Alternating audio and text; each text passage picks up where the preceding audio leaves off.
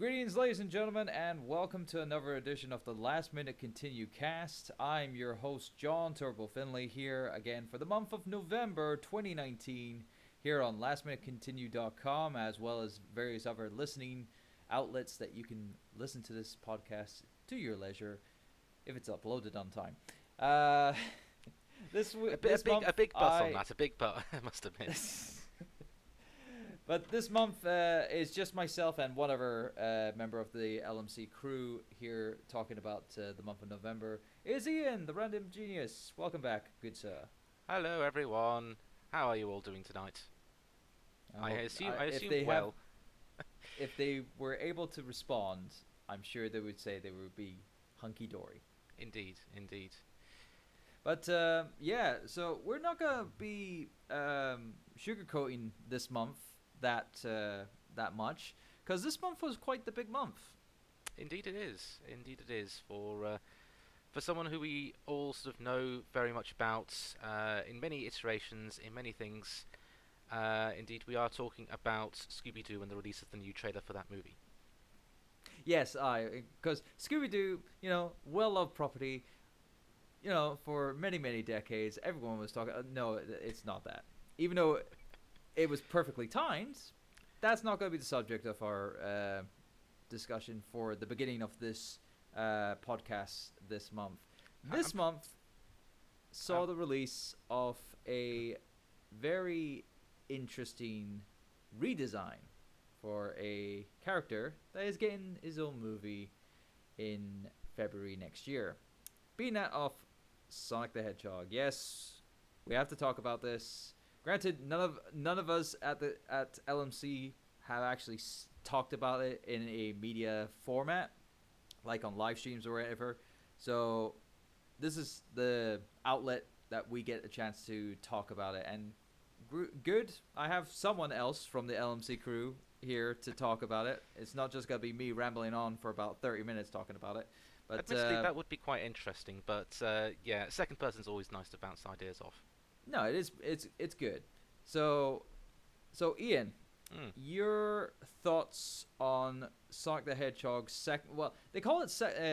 Many people are calling it the second trailer. Everyone's calling it the new first trailer. I don't know what to call it. It's like it's a trailer. So it's a trailer. We're just gonna call it the November trailer, the November 2019 Sonic the Hedgehog trailer. I think that pretty much covers all bases. Yes. So, yeah, it's an interesting one, this one. So, for those who are not aware, the first trailer of the film was released, was it about June, July time? I think it was May. Yeah, it was somewhere early on. It was like mid-year. So, and it was released, and it got near universal condemnation due to the fact that Sonic looked very odd in it. I can understand the reasons why they went for that look, but yeah, it really didn't gel with the subject matter and such. People are going to go on about the human teeth. I don't really care about that. It's more the sort of the overall look and such. But effectively, the studio listened and basically redesigned Sonic from scratch, with the help of one person who was brought in as a consultant, I believe, who may know one or two things about modern Sonic properties, that being Tyson Hesse. I call him Tyson Hesse, but Hesse, and I didn't know that the last bit of his name was pronounceable. But yeah, Tyson Hesse being on board to help with the designing of Sonic for the movie and whatnot, it was a good call on Sega's part, because by the time of this recording and whatnot, there's been more kind of like details revolving the redesign and the production of how they went around to kind of like redo all this. And Tyson Hesse, now you say that he's like modern style. He's actually more akin to both classic and like in general. He's good to kind of like be faithful to Sonic as an entity in this world where he is an iconic kind of like character. And this is one thing that was brought up into kind of like consideration. You with notable characters, if you turn their character design into a silhouette, you would know what that character is. Mm. And Tyson Hesse has that. I think I'm not putting any kind of like I'm not speaking for the man, but I believe he's a man who believes that kind of like mantra, where if the character design is so well known and recognized that you only need a silhouette for, then it's done its job. The original design for Sonic the Hedgehog, where they had a silhouette, and this was even meant. This was actually pointed out quite well when they did do that initial silhouette teaser of the original design for the movie, and it wasn't even the original design. There's now been like photographs of a design that predates the original trailer design, and that was that was just as bad. But I wasn't no, aware when of they that did the actually. That was that's surprising. The fact that the second iteration was the actual first trailer, the sort of May-June trailer, and not the new one. So that's interesting. The fact that it's gone through a bunch of major revisions even at that point, which well, it's also gone well. It's also had producer meddling, which is common in movies. of course, Which many people saw a mile away. Mm. There's been more details about the whole redesign and whatnot, where like many people speculated that the budget that went into redesigning Sonic was like in the ballpark of like $35 million.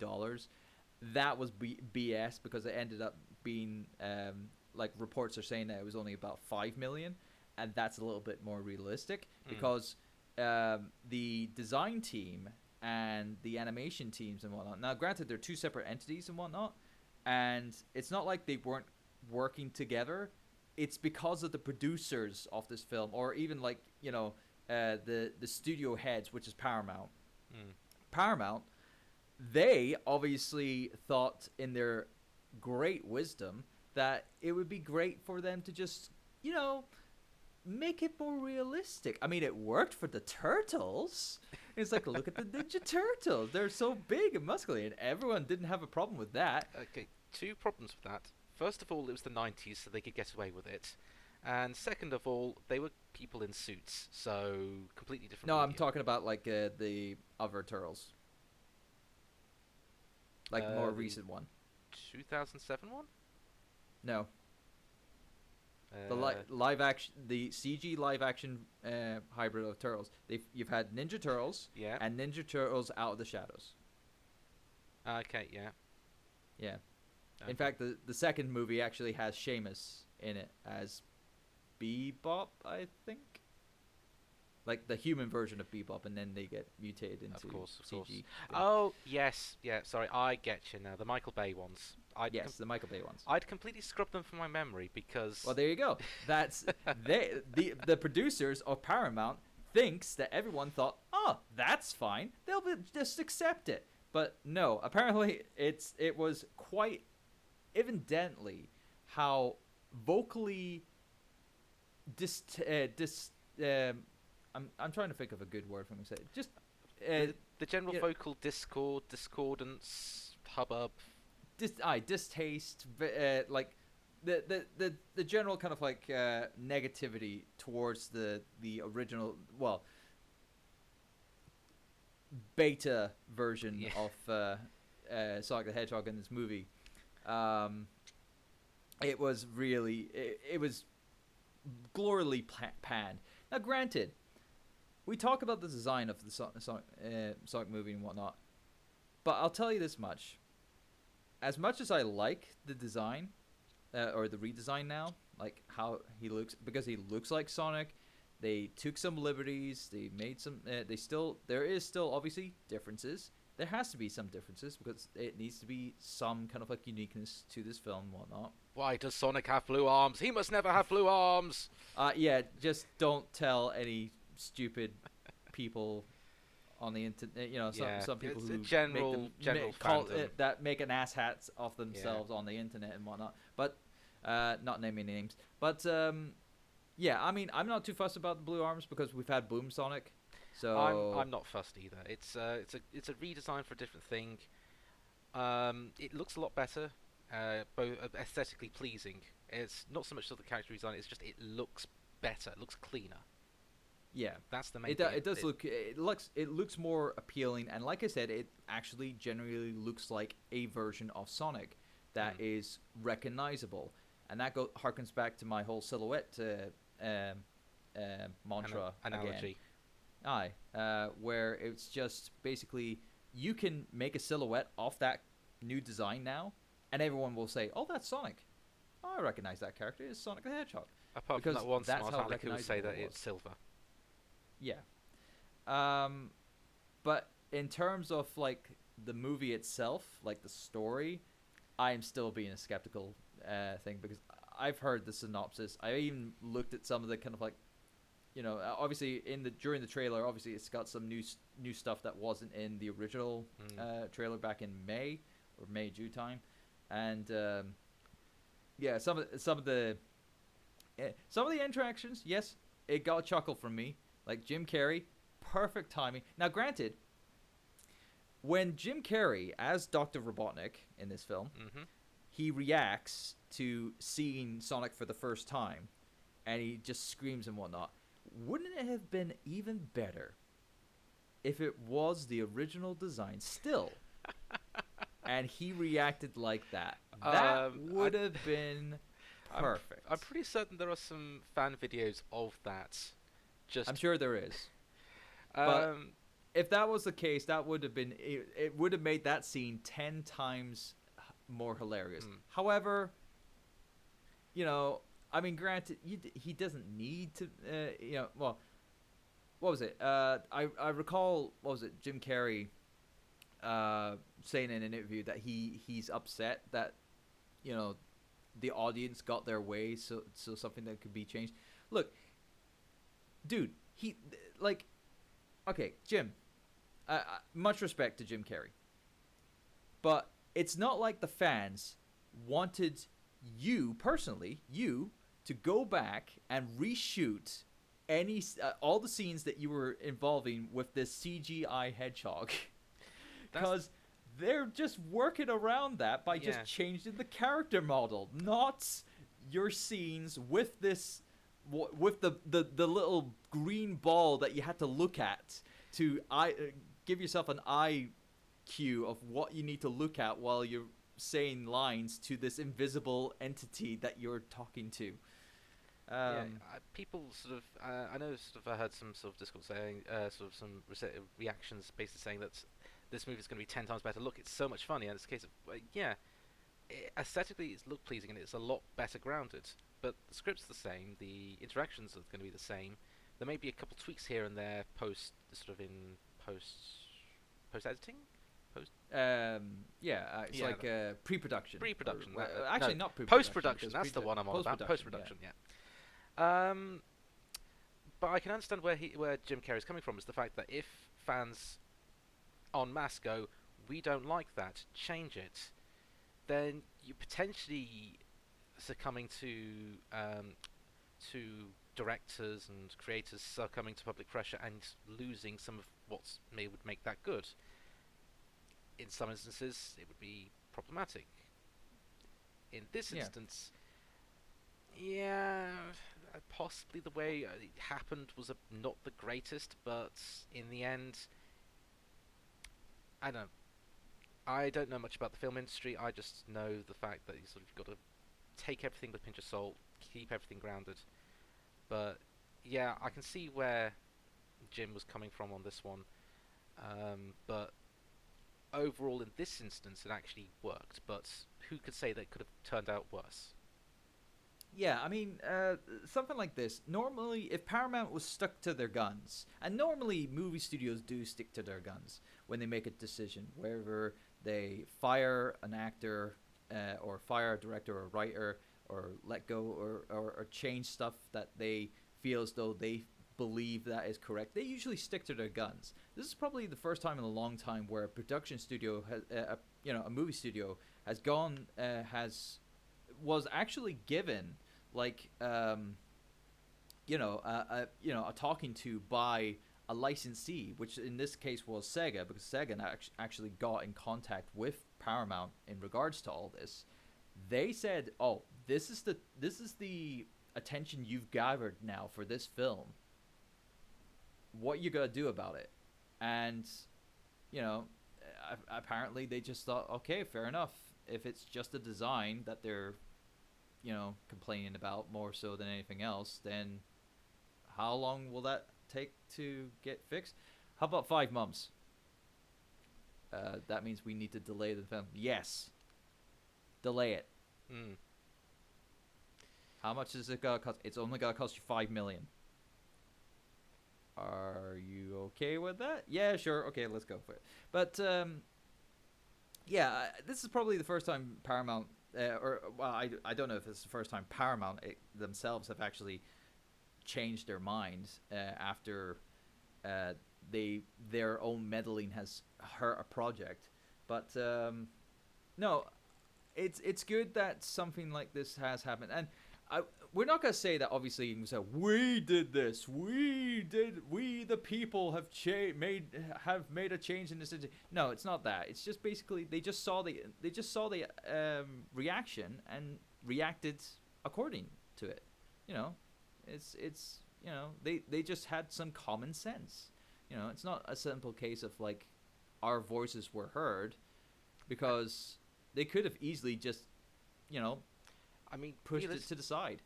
realistically, what they should have done, if they haven't already done already, was to do test screenings with this version with a bunch of people, those who are familiar with the property, those who are not familiar with the property, and get the opinions. Because much as I hate the idea of focus groups and such, at least then you'd have a grounding of going, okay, 99% of people don't like the design of this. Something is wrong here. We need to look into it. And if they did that beforehand, then the whole thing probably wouldn't have happened. Yeah. Would have been in the public, would have been behind the scenes. We wouldn't have been any the wiser. But still, Hey who? hey Yeah, ho, hey hey ho. ho. In terms, So in terms of actually no, the film itself, the trailer did get a couple of chuckles out of me. The Sonic visiting the big ball of rubber bands museum was definitely a Sonic thing.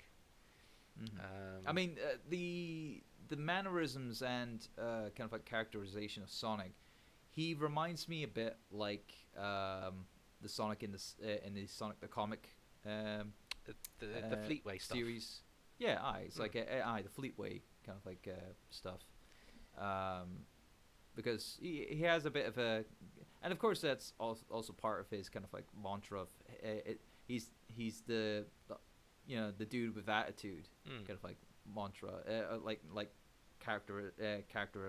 characterization as such. It's just obviously trying to update it with you know this time and era. Mm. But yeah, I think it's like the certain other aspects of like his rings being used as gateways, which is technically been a case of in the games. It's just something that he's never personally used himself in the games. It's more of a case of like these are mystical things that Yeah. taken to special stages and stuff like that. But other than that, yeah, it's like it's decent around, and the whole concept of he left his world to escape from people who are trying or someone trying to get his energy, try to obtain his power to take over the world or destroy the world or whatever. And it's I mean it has some intrigue, and it's more of a case of me just questioning who and why. Mm. And I just want to watch the movie to understand that. And then once I understand it, I'll probably go, "Oh, that's interesting," or "Oh, that's stupid." But Is it selfish that I just want to watch the movie for Jim Carrey?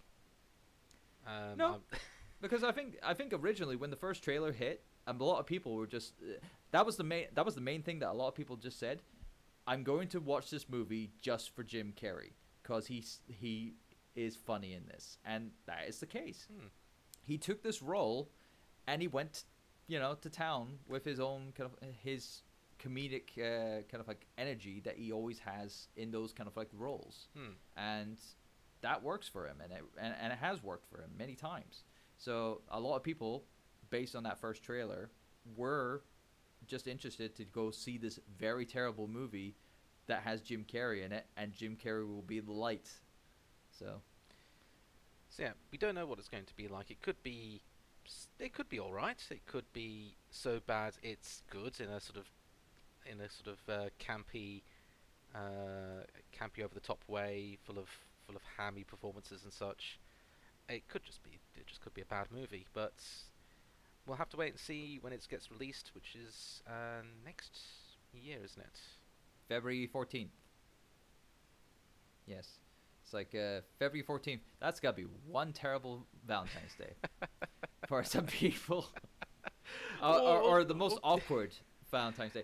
Now, that is the US date, but the most here in the awkward, UK, the most awkward first date. Hi, I'm gonna take you to see a movie about an anthropomorphized blue hedgehog and Jim Carrey chewing the scenery to the nth degree. yeah, definitely. But of course, that's only the US date. In the UK, they just say, you know, I think it says because there's actually two trailers. There's actually a US trailer and an international trailer, and the international trailer has a couple of extra scenes in it. And then at the end of that one, they just say, I think it's like February 2020. So whether or not that's like the same day, or if it's a couple of weeks, a couple of days later, or a couple of weeks later, in the month of February, who knows? But nevertheless, it's got to be out next year. Well, I wouldn't say perfect for any anniversary really, because there's not really any anniversary during that time, except maybe, I don't know, the anniversary for Sonic Heroes. I believe that came out in February of one year. I think it was like February 2002. Possibly. It's been a Yeah. long while since I played Heroes, so Yeah. I only remember that because I remember the trailer for Sonic Heroes at one point. mm. It's like it was, I can't remember the day, but it was like it was like and February such and such, a legend returns, and all that kind of jazz.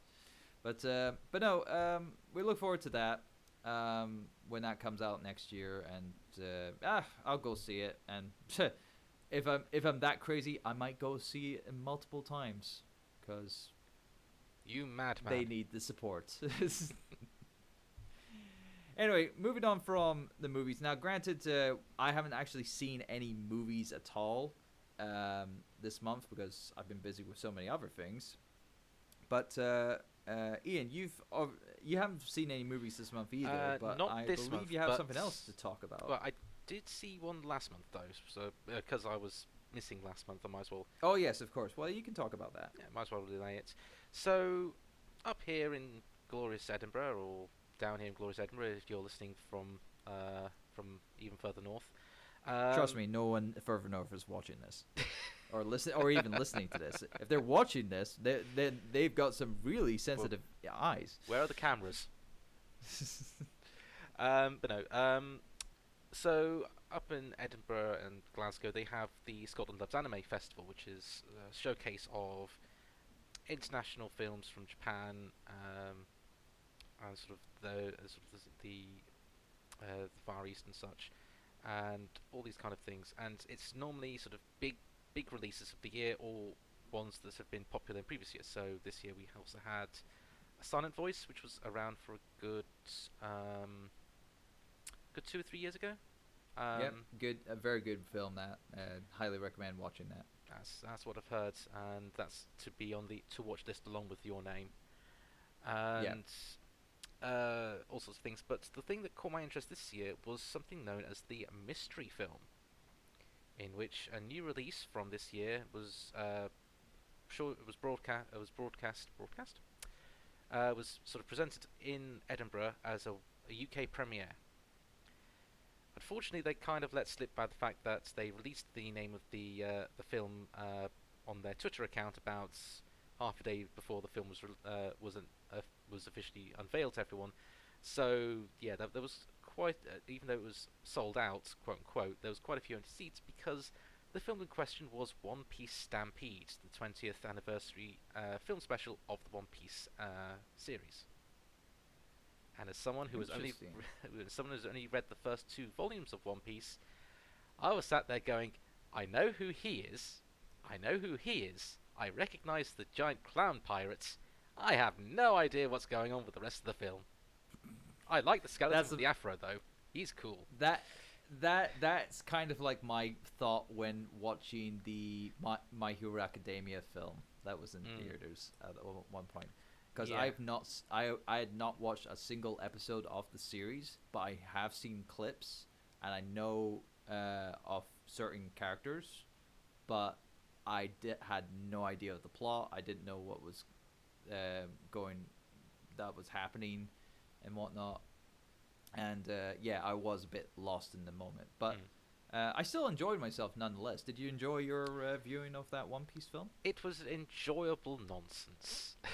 Mm. It's not the greatest of films, to be honest.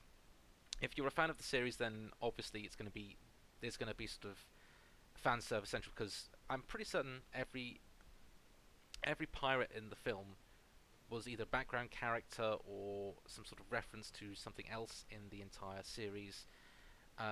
They effectively brought back sort of various antagonists and foes and friends from the entire series, the entire volume of the books and the anime, and all sorts of other things, and sort of all coalesced into sort of this grand big thing.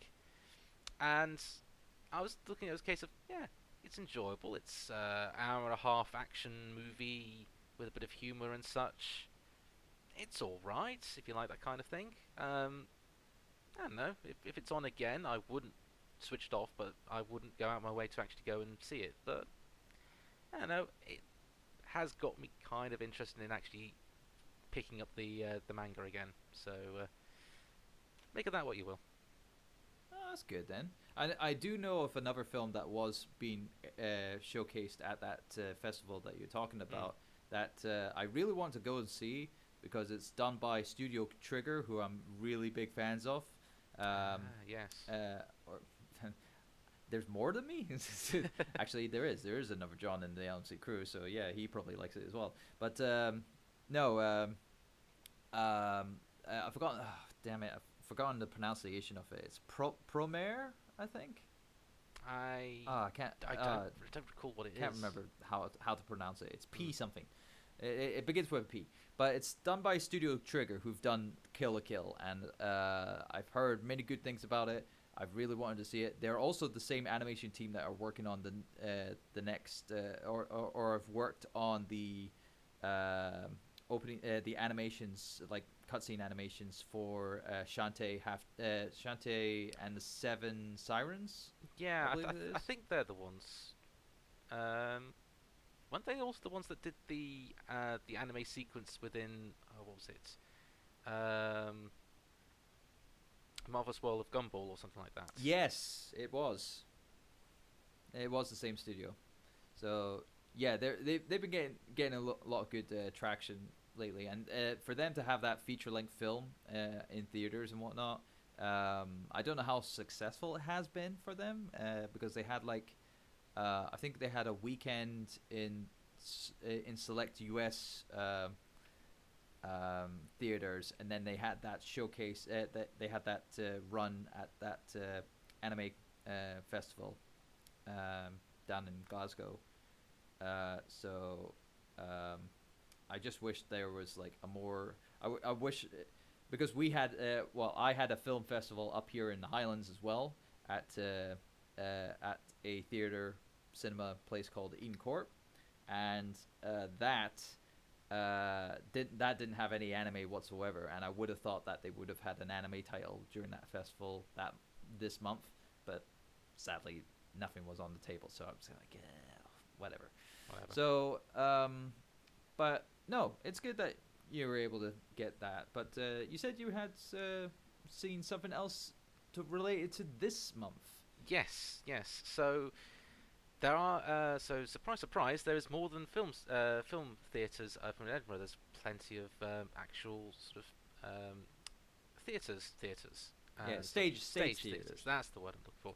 And yeah, I actually got round to see A Knight of the Realm at Edinburgh, which is Sir Lenny Henry. He was doing his one-man tour, touring the UK, promoting his autobiography about his life as a young kid growing up in the most magical place of all world, Dudley, and sort of his life up until the end of Tiswas, when he sort of effectively broke from sort of the kids' TV mold into the big star that he became, and then he may sort of go on and do another book detailing his life with comic relief and his TV shows and everything else before going into his stage work. But it was a very interesting evening. It was nice to sort of just see him sort of in the flesh and sort of act out all of his things, because you see him on screen and he has this presence, but you don't feel that unless you actually see him directly, and it's sort of big, bombastic, but also friendly and sort of charming and such. And it was it was well worth actually going to see. I've never been to any of these sort of one man or one person shows before, but yeah, it was really really fun and sort of. I don't know if the tour's still going, but if you are listening to it and you like his comedy or his work, I'd suggest you go along and see it. Ah, good recommendation there from Ian there for that show. I mean, I've always wanted to see a few shows. Well, I'm more of a like if I want to go to see a one man show, it's mostly a comedian kind of like show.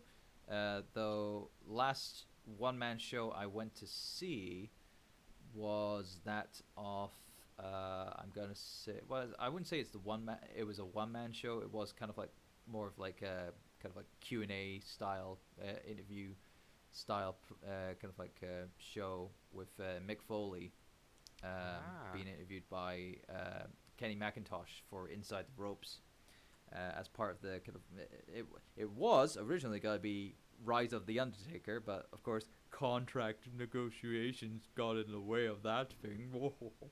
But regardless, that was pretty much the last show. But I always wanted to go see an actual comedian. Like I'm a big fan of Bill Bailey. I'm a big fan of Russell Howard, and I believe both of them had shows up in Inverness, and I missed them, that's a shame. and it sucks.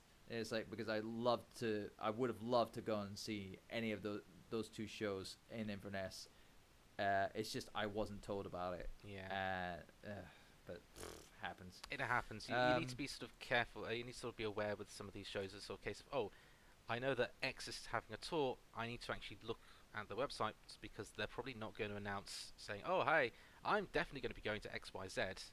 I mean, that's how I found out about the recording of a radio show that I quite enjoyed called I'm Sorry I Haven't a Clue. It's a BBC panel game show in which it's basically the entire antithesis of panel game shows. And they had a show up in Edinburgh a couple of years ago, and there was no mention of it anywhere aside from a little footnote in the Playhouse Theatre, which is where they held it. It was just a case of, by the way, there's this show all going on, and it led to a very interesting conversation with the ticket seller. It was basically a case of, I'd like to go see a show, please. Of course, sir. What do you want to see? I'm sorry, I haven't a clue. What? I'm sorry, I haven't a clue. Well, if you haven't got a clue as to what it is, why are you coming here? No. Uh, it's like who's on stage. Yeah, yeah. Hilarious. That's hilarious. That's really good. So But no, yeah, it's obviously it's always the case of like be sure to check up on if there's something or someone that you like to that you would love to see in person, and they announce a tour or something like that. Look it up and see if it's actually there is gonna be a show near you during that tour and whatnot, because you never know, you'd be surprised. But anyway, we'll move away from the entertainment scene to another entertainment media, which is the media of games. And this month has been quite the massive buttload of games that have been released, as it would be for November, because November is always the time to get your games out and make sure that it's all hunky dory and ready and prepped for all the Christmas that's gonna be coming up. Because yes, next month is Christmas. That'll be fun. It's, Not, it's, but it's, it's really Christmas time. I would have never have guessed. I mean, they've not sort of done all of the things like having all the Christmas decorations out since September. yeah, I know. It's like never the case of that happening at all. It's like it's just subtly, been happening. It's not like they were planning it like months ahead, almost as it's nearly as bad as they almost did it in August. I mean, come on, it's not that freaking ridiculous. Anyway, but no, this month obviously a lot of games came out, and I think there was like well over 30 titles this month alone. In fact, in a period of 2 weeks, I think there was like 20 titles. There was that a came lot out at one time. There was a lot that was released this month. Yeah. Oh yeah, definitely. But notably for myself, I did actually have some new releases that actually bled from October, because when we did October's LMC cast, when we recorded that, we recorded before this game came out, which was Luigi's Mansion 3. And Luigi's Mansion 3 released on Halloween. Perfect timing by Nintendo, or by some clever piece of marketing. And yeah, it's like I got through the whole game, I got through the main campaign at least, and beat that. And I actually did enjoy myself. I think what was it? I did also watch Zero Punctuation, Yahtzee's review for Zero Punctuation on the game, and he pretty much hits the nail on the head in terms of like the niggly bits that kind of like was problematic for the game, being that there is a couple of moments in the game where you're backtracking through previous areas to obtain something that you already obtained. And in this game, obviously, Luigi is sent to this hotel, kind of like high-rise hotel, with Mario, Peach, and a few Toads in tow. And wouldn't you know it, it's all just a ruse devised by King Boo, who's escaped from his prison and is now come back to take revenge on Luigi and the crew.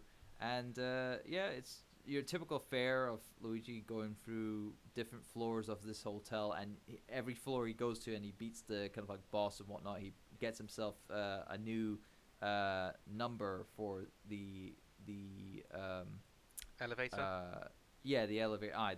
The hotel's elevator, because they're all screwed out before after everything goes to heck, and it's his job to find all the numbers for the buttons, and then do it all, get through it and get to the top and rescue Mario and all that.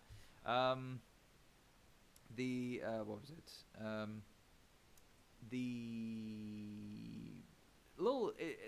The gameplay mechanics.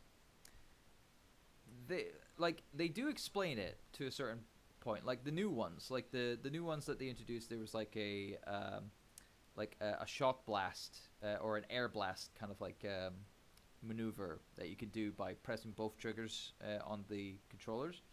I always kept forgetting that I had that move, even though it was introduced to me at the beginning of the game. But because they don't incorporate it all the time for moves and stuff, for like general gameplay, I always ended up forgetting about it. And it was the same case for one of the other moves as well.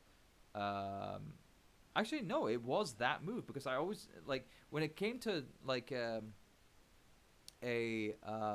moment in there was one moment in the game, and I was constantly dying and whatnot. But by this time, I had so many golden bones. You can get like nine, up to a maximum of 9 golden bones, which helps you revive. It's like extra lives, and but I got to a point in this where I was trapped in this room, and the floor, not the floor, the ceiling is about to fall on top of me, and it's because of these lasers that are firing off. So I have to shut off the lasers, but I didn't know how to do it. So I was trying every other. I was doing every other move except for the air blast move, and I died like 4 or 5 times before I realized, oh, that's the move I need to do on these lasers to stop them. Um, and that was the only downside. Uh, and other than the backtracking and whatnot, I took my time with it. I was collecting as much coins as I wanted and whatnot. Even though by the time I actually like you know by end game and whatnot, I already bought everything that I could buy in the game, which was like and it's not really that impressive for using your coins because there's no upgrade system like in the second game. You can upgrade your poltergust so it can be stronger, so it can suck in enemies faster or stronger and whatnot, and it can do like various moves. But this time around, you can't upgrade your poltergust. I'm not well. I lie. You do upgrade your poltergust, but it's through progression. Like it's through story progression because Egad, who's obviously at this hotel as well because he got captured, he tells you, "Oh, Luigi, I have this invention, this attachment for the poltergust that you have there. Please go to this room here that this toad is ventured to try to find it. Please get it for me." And you say that toad is useless. To be fair, most of the toads are useless in the Mushroom Kingdom. They just basically go around Indeed, saying, indeed, "Ah!" yeah, it is intentional that the toads are kind of useless at times. But no, and that was also another point in the game where I forgot about the air blast, and I was at a point where a toad was hiding underneath a cardboard box, and I was trying to pull it. I was trying to suck it up with the vacuum. I was trying to blow it with the vacuum. I was trying to use the dark light that you have as well to see if it was like haunted, and I had to exercise it to make it reveal the toad. But no, I was doing all these motions, and I was like, what I can't remember what the heck. So yeah, it happens. But no, other than those little gripes, overall I actually enjoyed it. It's just as good. I mean, out of all the games that I've played, I have played the original a little bit, but I've played mainly 2. With my experience between 2 and 3, I do actually prefer 3 over 2. I think that's the general consensus from what I've heard from reviewing outlets, is that the second one is the weakest of the trilogy so far. Yeah. And the third one is possibly on par, if not better, than the first one. I must admit, I wouldn't say it would be better. I mean, well, it depends on which of the original you're talking about. Whether it be the original on GameCube or the original on GameCube. Because you got the 3DS version now, and which is still baffling a lot of people because many people thought it would have been better to just port it onto the Switch rather than on the 3DS. But the 3DS version did incorporate a lot of kind of like modern day kind of like mechanics, that being achievements, and they're in this one as well. They're in number 3, and I'm not a big fan of them either. I don't like in-game achievements being a factor. We have achievements on the 360 or on the Xbox brand. We have trophies on the PlayStation brand. Nintendo just don't follow the notions of that and put achievement like accomplishments in your games, because it ends up not being fun. Okay, just go back to an old school mechanic or old school mentality, where when you have the game beat or you've completed it or you get the best ranking and whatnot, have an unlockable at the end. That's all I ask for nowadays and whatnot. And don't do this stupid shit where it's like, oh, we'll unlock a harder level or a harder mode. And what? No, no, no, no. Just have something special at the end. Like, for example, I don't know. I'm trying to think of a good one. Something that has a good end of game, kind of like unlockable when you get a good ranking or whatever. My mind's drawing a blank. Stuff like the Invisic camo or the Infinity bandana from Metal Gear Solid. Yeah, there we go. That's a good example. It's like because that incorporates you replaying the game 2 times because you get one for having one ending and one for another. So yeah, makes sense. So yeah. Anyway, besides that, I have been playing. Well, of course, I've been playing more of Ring Fit Adventure, and of course, I've been starting a playthrough of that on my Twitch channel, twitch.tv/TurboDriveLive every Wednesday. I've been doing that. Other than that, I'm trying to think of the other games that I've played. Oh yeah, Mario and Sonic at the Olympic Games, Tokyo 2020. Yes. I've only played probably like 10 minutes of it because I haven't been.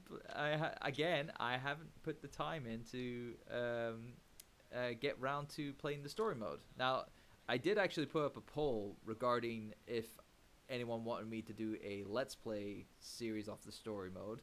However, Ring Fit Adventure won that poll. So everyone yeah. was just thinking of your health, John. Yes. I'm fine. It's like it's like what many people don't actually realize. I have been keeping myself healthy for the last 2.5 years, or have tried and succeeded for over 2 years. So yeah, but no, no. Many people just wanted to see me play the game, and it has been, it has been good. But no, with the 10 minutes that I've played of Mario and Sonic at the Olympic Games on Switch this time around, it's fine. It's decent. I've played the demo, played the full game, played a couple of the newer events that I never got a chance to. I haven't tried any of the Dream events though. But from what I've played, it's solid. It's definitely solid.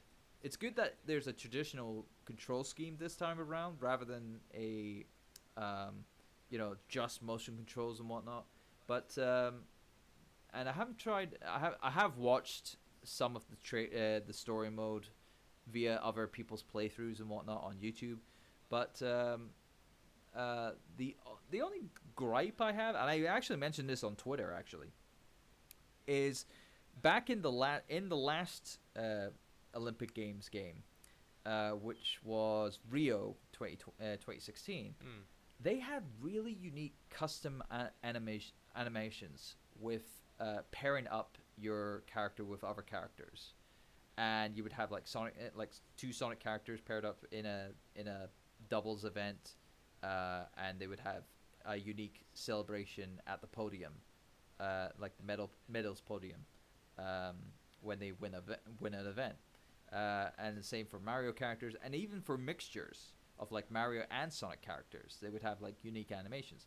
This time around, they got rid of that, but in their place is more event-orientated outfits for the characters going into the separate events, and for the first time, like in the longest time, Sonic actually wears something when he's running. It's like he has a. Granted, it's just a sports vest and whatnot, but at least it's something. Question: Does he still? So you don't get. Does Sonic you don't still get have the excuse? Sorry. Question. No, it's alright. Does Sonic still have the little armbands on when he's swimming? I think he's still only. I know he's still wearing the life preserver. Yeah, I believe there was something. But I don't know if he still has the floaty arms. There was something I remember in which they just basically said, "Yeah, Sonic just can't swim, so let's just stick him with the swim assist thing," which was just. Yeah. Oh, I can understand that. It's perfect, funny kind of like continuity and whatnot. But no, it's like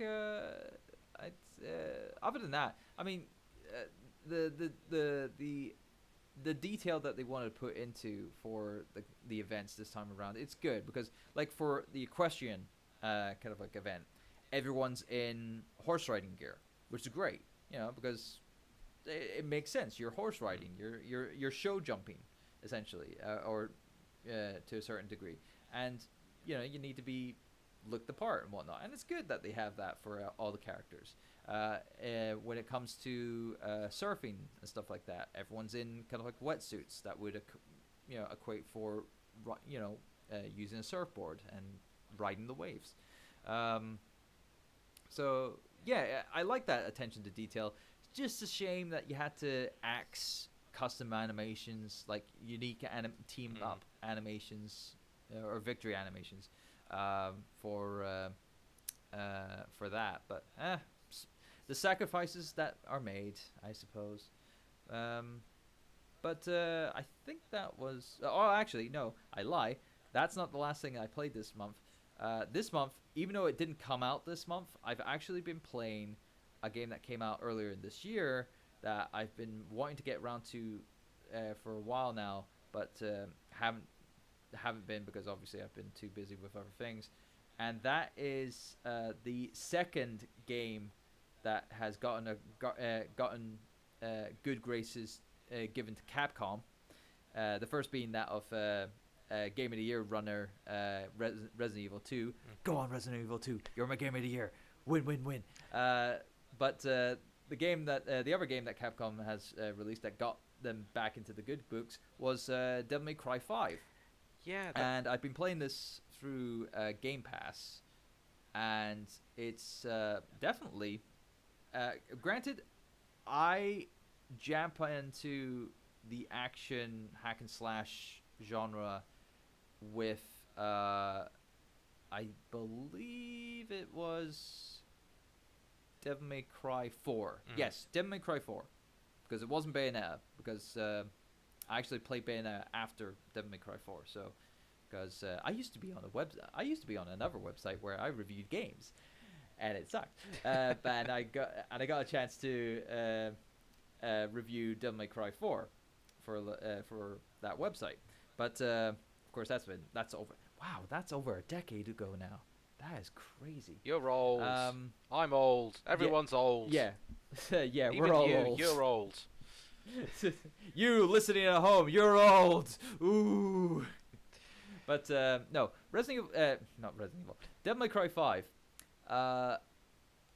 Because I played Devil May Cry 4, I obviously was more interested playing this because it does actually follow up from the events of Devil May Cry 4 to a certain degree. It has Nero in the starring role with Dante in a co-starring role to a certain degree, with a new character in the form of V.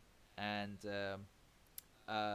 you play as those three characters in various chapters. I'm only up to chapter 16, I think it is, and I think it's a 20 chapter game or 20. Yeah, it's normally about 20 to 25 chapters in a DMC game. Yeah, so I'm not too far away from the end now because I've gotten to the big plot twist. I know who V is really and whatnot, and I won't spoil it for this podcast and whatnot. But no, it's at first I wasn't actually having any fun with it because when I got to the first boss in the game, I didn't have enough red orbs to. Because in this game, if you die, you can either revive yourself with red orbs, or if you have a gold orb, you could use that. And at that time, I didn't have any gold, or I had one gold orb that could instantly revive me at full strength and whatnot, but that was the only one I had. Then I had to resolve to red orbs, and I didn't have much in the way of red orbs. Yeah. In fact, they were always asking me 5,000. I barely had 7,000. So it ended up me dying multiple times to the boss and restarting from the checkpoint that would be at just before the start of the fight, and that was terrible. It was absolutely ridiculous. So eventually I got through that bit, and then once I got through that bit, I was able to find more orbs, both red and gold, and particularly with the gold ones. If you're online and you play a mission where another player might be playing the same mission or has played the mission um, in within the same time frame as you are playing through that mission, uh, if they give you a rating, like if they give you a thumbs up for your performance in the level that they were also playing at the same time, you'll get rewarded a gold orb, Oh, which is interesting. great. And now I have like 16 gold orbs for the campaign. So now I could just like obviously when you use a gold orb, your score decreases, so Mm. you get a worse rank. And frankly, I don't care about that. I'm not a completionist of Devil May Cry games because they're ridiculously hard. But no, it's nice to have that little safety net now with all those gold orbs to my name. Um, but but when I got past that, the other aspects, with Nero, he doesn't have his uh, devil devil hand this time, or demon hand. Mm. I've forgotten what it was Is officially it called. Devil Arms or no? It's Devil arm. yeah. Aye, it's like where it that was like taken away from him, and now he has like a devil buster or arm, which is kind of mechanical. It's made I'm by sorry, his new friend. but you saying Devil Buster, I immediately think of Nero just going pew pew pew pew pew pew pew pew pew. You know what? They probably were half tempted of doing that because I'm sure there's been Mega Man references in a Devil May Cry game before, if not in some fashion, or maybe there was a Devil May Cry reference in a Mega Man game or I've some only other ever thing. played the first DMC game. Mm. I've got the other games to play. I just need time to play them. But yeah, Y- the first one obviously doesn't have anything in terms of Mega Man nods there, but I'm pretty certain there'd be something in DMC 3 or DMC 4 that was just basically a case of, oh, here's a Met, just a Met helmet. Yeah. I mean, granted, I didn't see anything in 4, but I'm sure there'll be something in 3, Mm. possibly. Because 3 was regarded as quite the crazy one. Yes. To put it to To less. put it mildly, three's Yeah, put it mildly. Yeah, in this but crazy weird game, three's the craziest. yeah. No, I have gotten used to that. I do actually love Dante in this game in Devil May Cry 5. His his devil arms that he has in that game, his weapons like the swords and stuff like that are crazy cool and stupid as well. But heck, there. I don't want to spoil it, but he gets one item. Now it actually uses red orbs as energy to weaponize it. So obviously it's not really efficient because you can blast through all of your red orbs quite easily when you use it. But it's so stupid and so funny and whatnot. It's just perfect for him. It's just perfect for Dante. It's a giant pizza cutter, isn't it? Yes, it is. It's totally down his alley. But no, it's something completely different. It's totally off cuff of what he would normally be. Mm. But anyway, but overall, I actually have enjoyed myself now with the game going forward. So yeah, I look forward to beating that and moving on to something else on my because I'm playing it on my Xbox One through Game Pass. So yeah, get Xbox if for nothing else, definitely try Game Pass, guys, because Game Pass on Xbox is really good value for money. Like being able to have access to like hundreds of games and being able to download any of them at any point while paying for that membership. You Yeah. know, I it's ridiculous. I was going to mention the Game Pass myself, although this time for the PC as opposed to the Xbox. So yeah, in fact, Ian, why don't you tell us what you've been playing this month, Uh, and if anything from the past? this month, as mentioned just now, um, yeah, the Xbox PC Pass. Now, I don't own an Xbox One, mainly because, truth be told, there's only one game I want of the Xbox One, and that's Rare Replay. And I'm not getting an entire console for one game. So I never had one, but with the E3 announcement of we're bringing Game Pass to the PC, it was officially unveiled a few months ago, and Yeah. then this month, so the month of November, they had a special promotion in which the Game Pass was 75% off. So effectively, you could sign up now for £1 in the UK for the month. For the sign up for the month for £1, and then it reverts back to £4 UK, whatever currency it is elsewhere. But the fact Hmm. is, it was so cheap, and it was just a case of, you know what, let's see what this is like. And the fact is, as soon as I booted up, it's a case of, oh wow, they have Metal Slug. Oh, I haven't played that in years. Oh, they have Bloodstained Ritual of the Night. That's a game I really wanted. They have this and this and this. It's a case of, yeah, I'd much rather own the games. I still like the fact of, same with music streamers, that case of, if I find something I like, I'd go out and buy it because it's nice to have that medium, either physical or digital. But the fact is, I actually own it rather than leasing it, which is kind of what this system is. It's like Blockbuster for the Netflix generation. Yeah, essentially. Um, but yeah, there's a lot of things in there. There's some things in there I would never have touched or never have tried. Um, one of which being the game I've been dabbling in with the past week or so, which is The Outer Worlds, the latest RPG from Obsidian.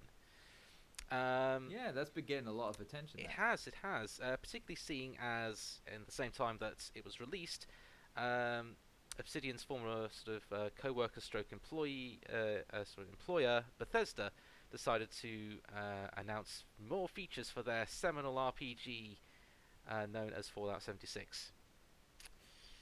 Not so much shooting themselves in the foot as potentially hitting themselves over the head with a hammer multiple times while sitting in a giant radon pool whilst being attacked by rad scorpions.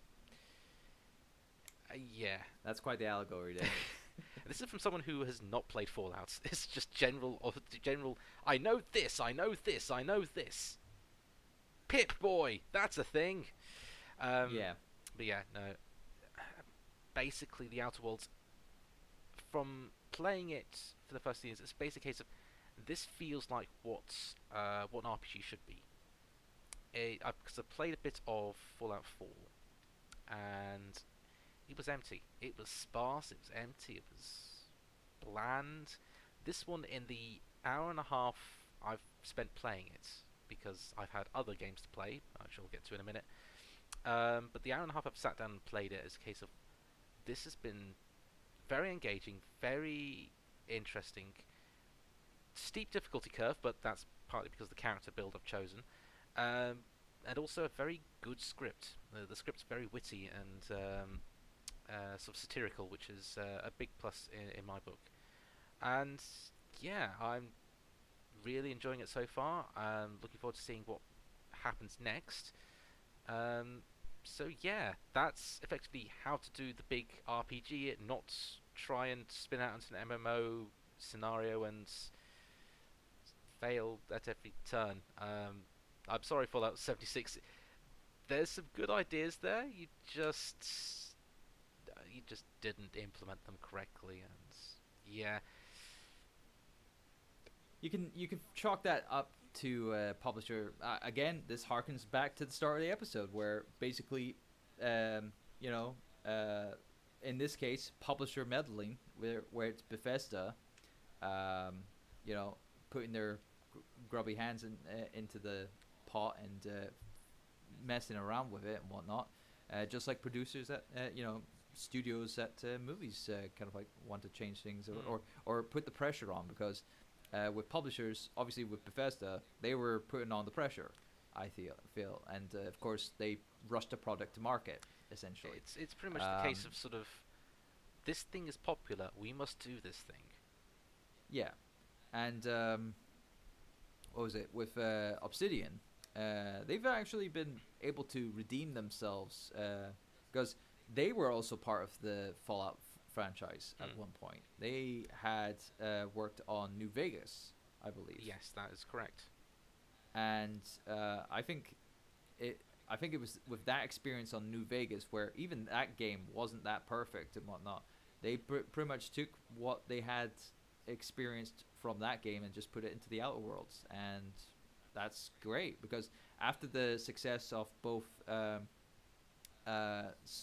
was it, South Park, Stick of Truth, and Fractured But Whole, it's good that they were able to get the Outer Worlds off the ground after that success and be able to come out with an original IP for them to solely own. I mean, I don't know if it's I don't know who's publishing the Outer Worlds or if they're self-publishing I think it. it's private divisions are associated with this one. I don't know the exact layout. So it's a news publisher. Well, it's a newish publisher that is not very well known, but it's focused as being an Obsidian game, and that's the core thing about it, is that it's Obsidian front and center. That obviously put the work in, and I've actually been impressed with how they've gone about into getting dusting themselves off and making themselves a massive player in the industry again. So kudos to them, and it's good that they've got this game under their belt and have now showcased that they are not to be trifled with, and they can make some really good games. Indeed.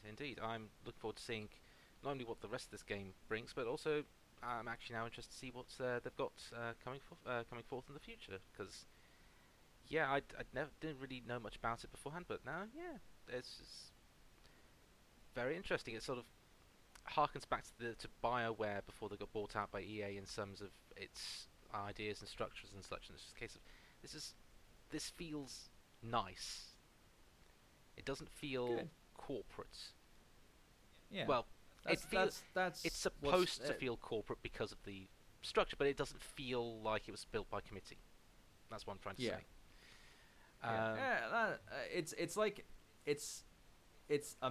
It's a major game studio that wants to be an indie studio, and because indies don't have that kind of problem at all, really. In all honesty, they just have the problem of trying to get their name out there, but they have all that talent that they just need to focus on just making a bloody good game. Yeah, reminds me a lot of Double Fine.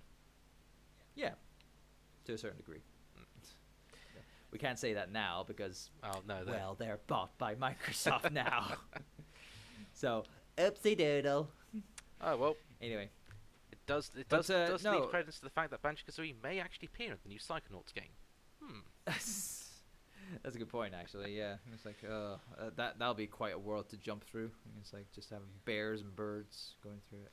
I'm sure it's gonna be probably referenced in some way, shape, or form. Possibly, but no, it's thoroughly enjoyable, and juggling that with everything else that's been currently being sort of played through and such. So I finally finished Three Houses, which is Fire Emblem Three Houses. It's looking like that may be my game of the year so far, but who knows what the rest of the year will bring. Outer Worlds may be chasing after it, depends really, but that's I've cleared the game, which means I'm one third of the way through the game, because there's 3 different stories and they all sort of branch off in completely different paths. It's just a case of okay, let's see how this goes. Let's see how this diverges, because the first playthrough I did went in such a direction I didn't know what was going to happen. And so it's a case of okay, surprise me. What's he going to do with the next house I choose? So that's really something really interesting. And I think the only other major thing that's I've been sort of playing around with has been the ever eternal Super Smash Bros. Ultimate, the game that keeps on giving. Because this month saw the release, I believe it was this month, saw the release of the 4th of the Challenge Pass characters, which is Terry Bogard from Fatal Fury / King of Fighters, and he plays really differently. Yeah, it's pretty much an SNK fighting character, much like how they transplanted Ryu and Ken into the game. They pretty much did the same thing with Terry. At least that's how I feel Yeah. it. And it's just a case of, yeah, this feels odd. It's odd to play an actual to play Smash Brothers with an actual fighting character, but it works really well, and you can tell that this was a character that Sakurai really wanted. Complete with the 50 Mhm. plus tracks that Terry got along with the stage. It's quite the notable thing when if Sakurai has an investment in a character that he wants in Smash and whatnot, Mm, he wants to get the most out of that kind of like investment, yes. and he shows it with just the musical tracks alone, Mm, because you know that he's got that love with Mega Man. And I've forgotten what else. Well, other than his own oh, creations like Kirby Kirby and and stuff everything like else, that. yeah. But no, Yeah. I mean I haven't picked up Ultimate in a long time actually, and I've been missing out on other things. I did pay for the Mm, pass and pay for the characters and whatnot. So whatever is obviously been updated to it. And funnily enough, you should say that I just saw what was that, a tweet going around about a spirits event that relates to the Resident Evil series, ah. which is very weird. Um, Yeah. so it's Hmm. it's it's a bit awkward that Resident Evil is being granted. Other Capcom properties have been incorporated into Smash that doesn't have any fighter characters for it. Like for example, Monster Hunter. Mm, They've got one of the monsters from Monster Hunter as a boss, but they don't have any character representation in the roster. true. So, True. eh. So So I guess this is just them again. Capcom just saying, "Oh, do you want to use these for spirits? Yeah, sure. Put them in." yeah. So just thinking about it in general, so far we've got out of the four, we've had Joker from Persona 5, we've had Hero from Dragon Quest, Banjo Kazooie from Banjo Kazooie, and Terry from Fatal Fury, all different companies. So you had Atlas, stroke Sega, Squeenix, um, Rare, stroke Microsoft. Microsoft, and then SNK. So you've got your standard ones, and then you've got some other ones being tossed into the mix. So it's sort of all up the air as to who that fifth slot is going to go to. Now, of course, Granted, they also announced the fact I that don't know. Yeah, yeah, I don't know what that will be. no, all I do know is they have announced further DLC, so more characters will be released in the future. But yeah, who knows what that fifth character is going to be? Um, Knowing Sakurai, it's probably going to be a blind side. It's probably going to be something that we didn't see, didn't expect. I'm not going to use the Persona 5 meme because I'm better than that. Uh, yeah, it's like you got yeah. Well, I'll do another reference entirely. You got another. It'll be another thing coming Mm, to us. I'll definitely say that. But no, I think that's good enough for us to kind of like wrap things up and whatnot. Just to let you know for next month, guys. Obviously, next month we got a big thing to be talking about next month. So be sure to tune in for December's last minute continue cast when because next month we got a little musical event to attend to. So some of us at the Last Minute Continue crew will be there in attendance. So hope you, if you are going to it, which has been that of the Sonic Adventure Music Experience UK, then if you do see any of us of the LMC crew, being that myself, Kevin, um, um, Ian, are you going again? no, No, no, sorry. no. Sadly, Sadly sorry about not. that. Sadly not. Would love to, Yeah, but but fate has conspired against me. But if you do so yeah. happen to see me there, then I would strongly suggest that you contact me and tell me that my shadow's running amok down south in London. Yes, I'm gonna say we'll get the uh, shit. I forgot the name of the crew. The Phantom Phantom Thieves. Yeah, Thieves. we'll get the Phantom Yeah. Thieves to get that started. There we go. I remembered. Eventually. I do know of the series. I played the ribbon game. Okay, that's more than qualified. But no. For next month, obviously, we'll probably be talking about that. But for now, we will be signing off. Ian, would you like to say your goodbyes and talk about what you like to plug at this moment in time? Well, thank you very much for having me on again, and I will continue to be around on the main LMC streams.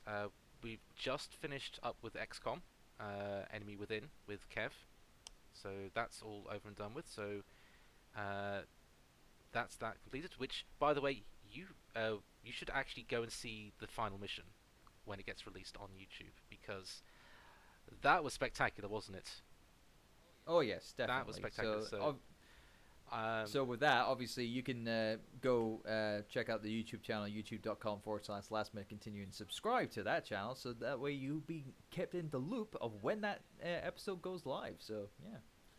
And of course, if you want to watch these things happen live, as and when they happen on Tuesdays and Sundays on Twitch, go to twitch.tv/last minute continue and subscribe on or follow on there. And if you are feeling generous and you want to put a little, throw us a chunk of change and whatnot, you can subscribe to the channel and get some emotes, exclusive emotes for the Twitch channel.